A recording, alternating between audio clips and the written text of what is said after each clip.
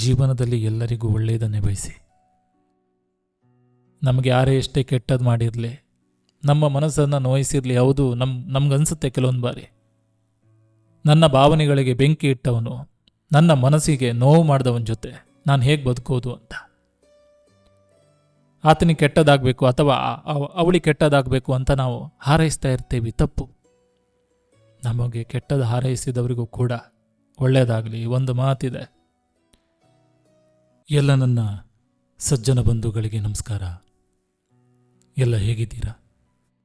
ಯಾರೆಲ್ಲ ವೀಡಿಯೋಸ್ಗಳನ್ನು ನೋಡ್ತಾ ಇದ್ದೀರಾ, ಒಂದು ಲೈಕ್ ಮಾಡಿ, ಜೊತೆಗೊಂದು ಕಮೆಂಟ್ ಮಾಡಿ ಅಂತ ಹೇಳ್ತಾ, ಭಾವ ತುಂಬಿದ ಪದಗಳನ್ನು ಕೇಳುವಾಗ ನನ್ನದೊಂದು ಕೋರಿಕೆ ಇದೆ.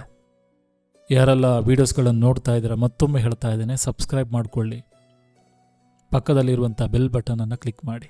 ಕಾರಣ ಇಷ್ಟೇ, ನಾನು ಆಡುವಂಥ ಮಾತುಗಳು ಇಲ್ಲಿ ನಾನು ವೀಡಿಯೋಸ್ಗಳನ್ನು ಹಾಕಿದ ಕೂಡಲೇ ನಿಮಗೆ ನೋಟಿಫಿಕೇಷನ್ ಬರುತ್ತೆ. ಆ ಕಾರಣದಿಂದ ಸಬ್ಸ್ಕ್ರೈಬ್ ಮಾಡಿಕೊಳ್ಳಿ ಅಂತ ಮತ್ತೆ ಪುನಃ ಹೇಳ್ತಾ ಇದ್ದೇನೆ. ತುಂಬ ಬಾರಿ ಕೆಲವರಿಗೆ ಕಾಡುವಂಥ ಪ್ರಶ್ನೆ, ಕೆಲವೊಮ್ಮೆ ನಮಗೂ ಕಾಡುತ್ತೆ, ಇಲ್ಲಿ ಯಾರು ನಮ್ಮವರು ಅಂತ. ನಾವು ಯಾರನ್ನ ನಮ್ಮವರು ಅಂತ ಅಂದ್ಕೊಂಡಿರ್ತೀವಿ ಅಂಥವರೇ ನಮ್ಮ ಭಾವನೆಗಳಿಗೆ ನೋವು ಮಾಡ್ತಾರೆ, ಅಂಥವರೇ ನಮ್ಮ ಮನಸ್ಸಿಗೆ ಬೆಂಕಿ ಇಡ್ತಾರೆ, ಅಂಥವರೇ ನಮ್ಮ ನಂಬಿಕೆಗೆ ಕೊಳ್ಳಿ ಇಡ್ತಾರೆ. ಹಾಗಾದರೆ ಈ ಪ್ರಪಂಚದಲ್ಲಿ ನಾವು ಯಾರನ್ನು ನಂಬಬೇಕು? ಇಲ್ಲಿ ಒಳ್ಳೆಯವರು ಯಾರು? ಪ್ರತಿ ಬಾರಿ ಈ ಪ್ರಶ್ನೆಗೆ ಉತ್ತರ ಹುಡುಕುತ್ತಾ ಹೋದಾಗ ಉತ್ತರನೇ ಸಿಗಲ್ಲ.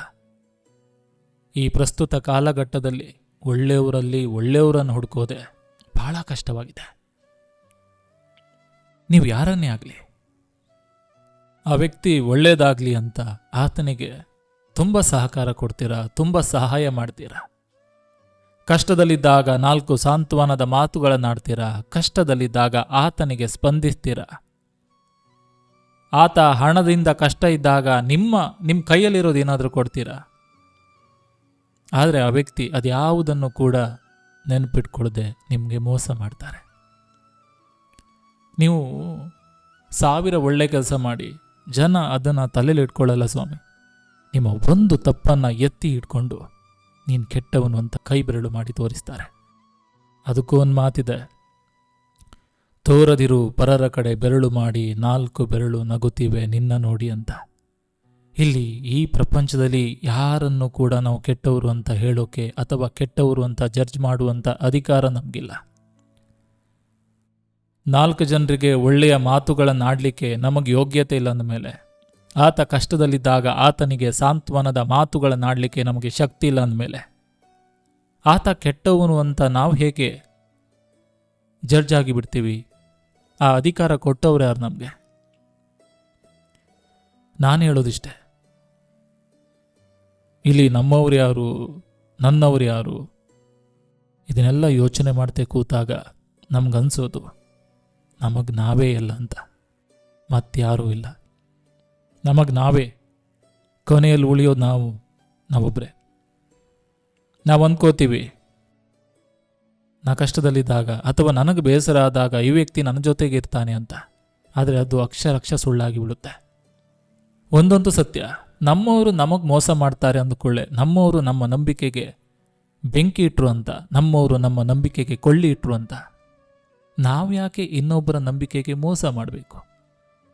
ನಾವು ಒಳ್ಳೆಯದನ್ನೇ ಮಾಡೋಣ. ಕಾರಣ ಇಷ್ಟೇ, ಯಾರ ಮನಸ್ಸು ಒಳ್ಳೆಯದಾಗಿರುತ್ತೋ, ಯಾರ ಹೃದಯದಲ್ಲಿ ಆತ್ಮತೃಪ್ತಿ ಇರುತ್ತೋ, ಯಾರು ಹೃದಯ ಶ್ರೀಮಂತಿಕೆಯನ್ನು ಹೊಂದಿರ್ತಾರೋ ಅಂಥವರ ಆತ್ಮದಲ್ಲಿ, ಅಂಥವರ ಮನಸ್ಸಲ್ಲಿ ಭಗವಂತ ನೆಲೆಸ್ತಾನೆ ಬಂಧುಗಳೇ. ಮಾತಾಡೋರ ಬಗ್ಗೆ ನಾವು ತಲೆ ಕೆಡಿಸ್ಕೋಬಾರ್ದು. ನಾನು ಹೇಳ್ತಾ ಇರ್ತೀನಿ, ಕಾಲೆಳೆಯೋರು ಯಾವತ್ತಿದ್ರೂ ಕಾಲ ಕೆಳಗೆ ಇರ್ತಾರೆ ವಿನಃ ದೇವಸ್ಥಾನದ ಕಳಶ ಆಗ್ಲಿಕ್ಕೆ ಯಾವತ್ತೂ ಸಾಧ್ಯ ಇಲ್ಲ.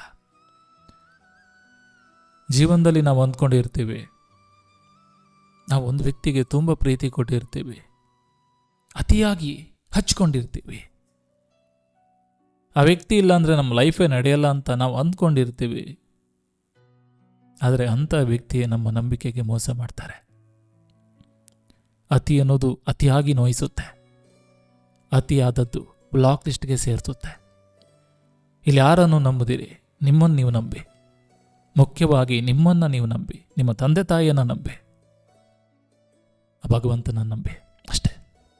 ಯಾವುದೋ ಮೂರನೇ ವ್ಯಕ್ತಿ ಬಂದು ನಮ್ಮ ಕೈ ಹಿಡಿತಾರೆ, ನಮ್ಮ ಜೀವನ ನಡೆಸ್ತಾರೆ. ನಿಮ್ಮಿಂದ ಏನಾದರೂ ಅವಶ್ಯಕತೆ ಇದ್ದರೆ ಆ ವ್ಯಕ್ತಿ ನಿಮ್ಮ ಜೊತೆಗಿರ್ತಾರೆ. ನಾನು ಹೇಳೋದಷ್ಟೇ, ಕೈ ತುಂಬ ಹಣ ಇದ್ದರೆ ದಾರಿಯಲ್ಲಿ ಹೋಗೋರೆಲ್ಲ ನಮ್ಗೆ ಸಂಬಂಧಿಕರು. ಕೈ ತುಂಬ ಹಣ ಇದ್ದರೆ ದಾರಿಯಲ್ಲಿ ಹೋಗೋರಿಗೂ ಕೂಡ ನಾವು ಸಂಬಂಧಿಕರು. ಅದೇ ನಮ್ಮ ಕೈಯಲ್ಲಿ ಏನೂ ಇಲ್ಲ, ಹಣ ಇಲ್ಲ ಅಂದುಕೊಳ್ಳೆ ನಮ್ಮ ಸಂಬಂಧಿಕರು ನಾವು ನೀನು ಯಾರೋ ಅಂದ್ಬಿಡ್ತಾರೆ. ಸಂಬಂಧಿಕರೆಂಬ ಪಟ್ಟಿಯಲ್ಲಿ ನಮ್ಮ ಹೆಸರಿರಲ್ಲ. ಕಾರಣ ಇಷ್ಟೇ, ಅವಶ್ಯಕತೆಗೆ ತಕ್ಕಂತೆ ಓಡ್ತಿರುವಂಥ ಪ್ರಪಂಚ. ತುಂಬ ಜನ ಕೇಳ್ತಾರೆ, ಆಧ್ಯಾತ್ಮ ಅಂದರೆ ಆಸೆಯನ್ನು ಬಿಟ್ಟು ಬದುಕೋದಂತ. ನಿಜವಾದ ಆಧ್ಯಾತ್ಮ ಅಂದರೆ ನನ್ನ ಪ್ರಕಾರ ದುರಾಸೆಯನ್ನು ಬಿಟ್ಟು ಬದುಕೋದು. ಭಗವಂತ ಎಲ್ರಿಗೂ ಕೂಡ ಒಳ್ಳೇದು ಮಾಡಲಿ ಅನ್ನೋ ನಂಬಿಕೆ ನಮಗಿರಬೇಕು. ಭಗವಂತ ಎಲ್ರಿಗೂ ಕೂಡ ಒಳ್ಳೇದು ಮಾಡಲಿ ಅನ್ನೋ ಹಾರೈಕೆ ನಮ್ಮ ಮನಸ್ಸಿನಲ್ಲಿರಬೇಕು. ನಮ್ಮ ಕಷ್ಟ ಬಂತು ಅಂತ ಇನ್ನೊಬ್ಬರಿಗೆ ಕೆಟ್ಟದನ್ನು ಹಾರೈಸುವಂಥ ಮನಸ್ಸು ನಮ್ಮದಾಗಬಾರ್ದು. ಗಂಗೆ ಚ ಯಮುನ ಚೈವ ಗೋದಾವರಿ ಸರಸ್ವತಿ ನರ್ಮದೆ ಸಿಂಧು ಕಾವೇರಿ ಜಲಸ್ಮಿಂ ಸನ್ನಿಧಿಂ ಕುರುಹುಂ ಅಂತ ಒಂದು ಮಾತಿದೆ. ಭಗವಂತ ಎಲ್ರಿಗೂ ಕೂಡ ಒಳ್ಳೇದು ಮಾಡಬೇಕು ಅನ್ನೋ ಅಚಲವಾದಂಥ ನಂಬಿಕೆಯನ್ನು ನಾವಿಟ್ಕೊಳ್ಬೇಕು. ಅಂಥ ಮನಸ್ಸು ನಮ್ಮದಾಗಬೇಕು, ಅಂಥ ಪರಿಶುದ್ಧವಾದಂಥ ಆತ್ಮ ನಮ್ಮದಾಗಬೇಕು. ಒಂದು ಮಾತಿದೆ, ನಾವು ಬದುಕಿದ್ರೆ ಸಮಾಜ ಖುಷಿ ಪಡುವಂತಿರಬೇಕು. ತಂದೆ ತಾಯಿಗಳು ತಲೆ ಎತ್ತಿ ಹೇಳಬೇಕು ನನ್ನ ಮಗ ಅಥವಾ ನನ್ನ ಮಗಳು ಅಂತ. ಸತ್ತರೆ ಸ್ಮಶಾನ ಕೂಡ ಕಣ್ಣೀರಿಡುವಂತಿರಬೇಕು. ಬದುಕಿದ್ದಷ್ಟು ದಿನ ಆತನ ಕೈ ಕುಲುಕುವುದೇ ಪುಣ್ಯ ಎಂದು ಭಾವಿಸಿದ ಜನ ಆತ ಸತ್ತ ನಂತರ ಹೆಣ ಮುಟ್ಟಿದೆ ಎಂದು ಸ್ನಾನ ಮಾಡ್ತಾರಂತೆ. ಜೀವನ ಇಷ್ಟೇ, ಇದ್ದಷ್ಟು ದಿನ ಮರ್ಯಾದೆ ಕೊಡ್ತಾರೆ, ಸತ್ತ ನಂತರ ಹೆಣ ಅಂತ ಕರೀತಾರೆ. ಅದು ಕೇಳೋದು, ಜೀವನದಲ್ಲಿ ಸ್ವಲ್ಪ ಆದರೂ ದಾನ ಧರ್ಮ ಇರಲಿ. ಯಾಕಂದರೆ ಶವದ ಮೇಲೆ ಹೊದಿಸುವ ಬಟ್ಟೆಗೂ ಜೇಬಿರಲ್ಲ. ಎಷ್ಟು ಕೋಟಿ ಹಣವಿದ್ದರೇನ್ರಯ್ಯ, ನಾನು ನನ್ನದೆನ್ನುವ ಅಹಂಕಾರ ಬೇಡ. ಹಾಗಾಗಿ ಇಲ್ಲಿ ನಿಜವಾಗಿ ನಮ್ಮವರು ಅಂದರೆ ಯಾರು? ನನ್ನ ಪ್ರಕಾರ ಈ ಪ್ರಶ್ನೆಗೆ ನಾವು ಉತ್ತರವನ್ನು ಹುಡುಕಲೇಬಾರ್ದು. ಯಾರು ನಮ್ಮ ಜೊತೆಗಿರ್ತಾರೆ, ಯಾರ ನಮ್ಮ ಭಾವನೆಗಳಿಗೆ ಮೋಸ ಮಾಡಲ್ಲ, ನಾವು ಕಷ್ಟದಲ್ಲಿದ್ದಾಗ ಯಾರು ನಮಗೆ ಸಹಾಯ ಮಾಡ್ತಾರೆ, ನಾವು ಸೋತಾಗ 4 ಸಾಂತ್ವನದ ಮಾತುಗಳನ್ನು ಯಾರಾಡ್ತಾರೆ, ನಿನ್ನ ಕಷ್ಟದ ಜೊತೆ ನಾನಿರ್ತೀನಿ, ನಿನ್ನ ಜೀವನದ ಕೊನೆ ತನಕ ನಾನಿರ್ತೀನಿ ಅಂತ ಒಂದು ಮಾತು ಇದೆಯಲ್ಲ, ಅವರು ನಮ್ಮವರು. ಯಾರ ಬಗ್ಗೆನೂ ಕೂಡ ಅತಿಯಾಗಿ ನಾವು ಯೋಚಿಸಬಾರ್ದು. ನಾವು ಯೋಚನೆ ಮಾಡ್ತಾ ಇರ್ತೀವಿ, ಯಾಕೆ ಆ ವ್ಯಕ್ತಿ ನಮ್ಮ ಲೈಫಿಂದ ದೂರ ಆದ, ಆ ವ್ಯಕ್ತಿ ನಮ್ಗೆ ಯಾಕೆ ಮೋಸ ಮಾಡ್ದಂತ. ಆ ಭಗವಂತನನ್ನು ನಾವು ದೂರ ಮಾಡ್ತೀವಿ. ಆ ಭಗವಂತನಿಗೆ ನಾವು ಬಾಯಿಗೆ ಬಂದು ಹೇಳ್ತೀವಿ, ಯಾಕೆ ಭಗವಂತ ಆ ವ್ಯಕ್ತಿಯನ್ನು ನನ್ನ ಲೈಫಿಂದ ದೂರ ಮಾಡಿದೆ ಅಂತ. ಒಂದಂತೂ ಸತ್ಯ, ನಮಗೆ ಗೊತ್ತಿಲ್ಲದಂತಹ ಕೆಲವೊಂದು ವಿಚಾರಗಳು ಆ ಭಗವಂತನಿಗೆ ಗೊತ್ತಿರುತ್ತೆ. ಯಾವುದೇ ವ್ಯಕ್ತಿಯಾದರೂ ಕೂಡ ನಮ್ಮ ಲೈಫಿಗೆ ಬರೋಕೆ ಅಥವಾ ನಮ್ಮ ಲೈಫಿಂದ ಹೋಗೋಕೆ ಭಗವಂತ ಕಾರಣನಾಗಿರ್ತಾನೆ. ಯಾಕಂದರೆ ಕಣ್ಣಿಗೆ ಕಾಣದಂಥ ಕೆಲವೊಂದು ಸತ್ಯಗಳು ಭಗವಂತನಿಗೆ ಮಾತ್ರ ಗೊತ್ತಿರುತ್ತೆ. ಬಂಧುಗಳೇ, ಜೀವನದಲ್ಲಿ ಎಲ್ಲರಿಗೂ ಒಳ್ಳೆಯದನ್ನೇ ಬಯಸಿ.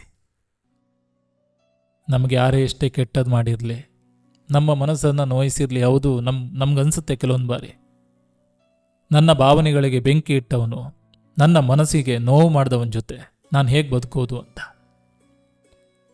ಆತನಿಗೆ ಕೆಟ್ಟದಾಗಬೇಕು ಅಥವಾ ಅವಳಿಗೆ ಕೆಟ್ಟದಾಗಬೇಕು ಅಂತ ನಾವು ಹಾರೈಸ್ತಾ ಇರ್ತೀವಿ. ತಪ್ಪು. ನಮಗೆ ಕೆಟ್ಟದ್ದು ಹಾರೈಸಿದವರಿಗೂ ಕೂಡ ಒಳ್ಳೆಯದಾಗಲಿ. ಒಂದು ಮಾತಿದೆ, ಮಾಡಿದ ಕೆಲಸ ತಪ್ಪು ಅಂತ ಗೊತ್ತಿದ್ದು ಯಾರು ನೋಡಿಲ್ಲ ಅಂದುಕೊಂಡ್ರೆ ಕರ್ಮ ನಗುತ್ತಾ ಹೇಳುವುದಂತೆ, ನೀನೆಲ್ಲೋ ನಾನಲ್ಲಿ ಅಂತ. ಇಲ್ಲಿ ಯಾರ ಕಣ್ಣು ಬೇಕಾದರೂ ತಪ್ಪಿಸಿಕೊಂಡು ಬದುಕಬಹುದು, ಆದರೆ ಕರ್ಮದ ಕಣ್ಣನ್ನು ತಪ್ಪಿಸಿಕೊಂಡು ಬದುಕೋಕೆ ಸಾಧ್ಯ ಅಲ್ಲ ಬಂಧುಗಳೇ. ಕರ್ಮಕ್ಕೆ ಯಾರ ವಿಳಾಸವೂ ಬೇಕಾಗಿಲ್ಲ, ಅದಕ್ಕೆಲ್ಲರ ವಿಳಾಸವೂ ಗೊತ್ತಿದೆ. ಯಾವ ಸಮಯಕ್ಕೆ ಬರಬೇಕು, ಯಾವ ಸಮಯಕ್ಕೆ ಆ ವ್ಯಕ್ತಿಗೆ ಪಾಠ ಕಲಿಸಬೇಕು ಅನ್ನೋದು ಕರ್ಮಕ್ಕೆ ಗೊತ್ತಿದೆ.